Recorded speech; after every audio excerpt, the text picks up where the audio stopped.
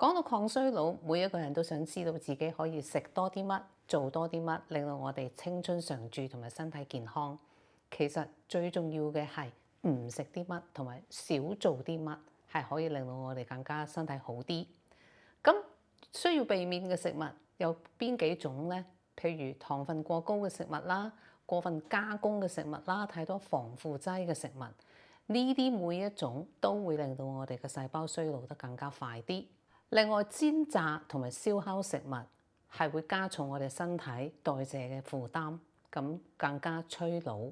另外仲有酒精啦，同埋過分依賴藥物啦，呢啲都會加重我哋嘅腎功能、肝功能嘅負擔，亦都會加速我哋嘅衰老。